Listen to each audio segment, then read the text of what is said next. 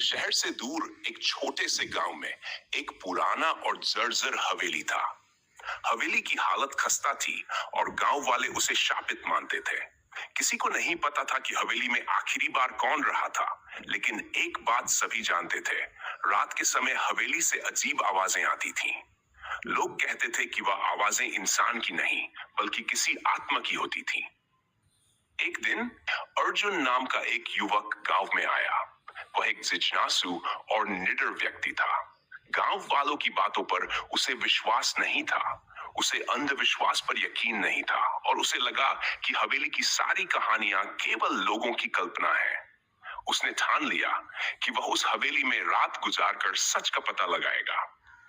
गांव वालों ने अर्जुन को चेतावनी दी, लेकिन उसने किसी की नहीं सुनी। उसने रात में हवेली में जाने का निर्णय लिया।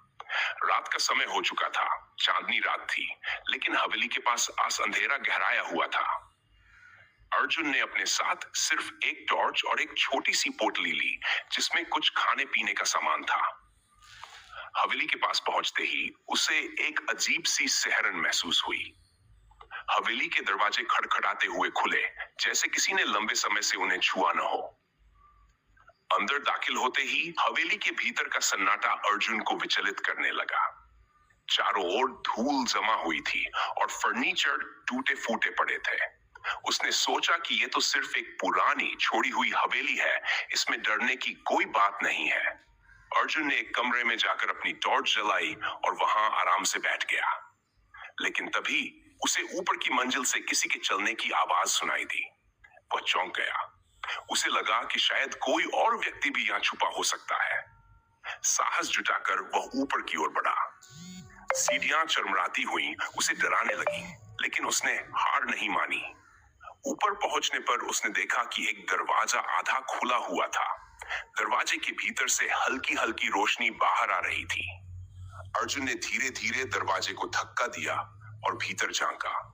वहां कोई नहीं था, लेकिन जैसे ही वह कमरे के अंदर कदम रखा, दरवाजा अपने आप बंद हो गया। अर्जुन को घबराहट होने लगी, लेकिन उसने अपने आप को संभाला और कमरे को ध्यान से देखने लगा। अचानक उसे एक ठंडी हवा का झोंका महसूस हुआ। उसकी टॉर्च बंद हो गई और कमरे में पूरी तरह से अंधेरा छा गया। अर्जुन ने उसे फिर से जलाने की कोशिश की, लेकिन तभी उसे किसी के हंसने की आवाज सुनाई दी। धीमी, डरावनी हंसी। अब अर्जुन का दिल जोर से धड़कने लगा। वह समझ नहीं पा रहा था कि क्या करे। फिर अचानक उसकी पीठ पर किसी ने हल्का सा स्पर्श किया। अर्जुन पलटा, लेकिन वहां कोई नहीं था। वह कमरे से भागने की कोशिश करने लगा, लेकिन दरवाजा जाम हो चुका था। चारों ओर से उसे फुसफुसाने की आवाजें आने लगीं। आवाजें धीरे धीरे तेज होती गई और अर्जुन की सांसें तेज हो गई।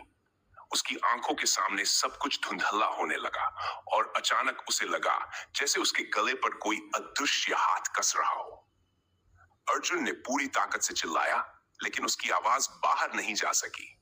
हवेली की आत्माओं ने उसे जकड़ लिया था। सुबह जब गांव वालों ने अर्जुन को ढूंढने की कोशिश की, तो वह हवेली के भीतर बेसुध पड़ा मिला। उसकी आंखें खुली थीं, लेकिन वह कुछ बोल नहीं पा रहा था। गांव के बुजुर्गों ने कहा, यह वही आवाज थी जो उसने सुनी। अब यह हवेली उसे कभी चैन नहीं लेने देगी।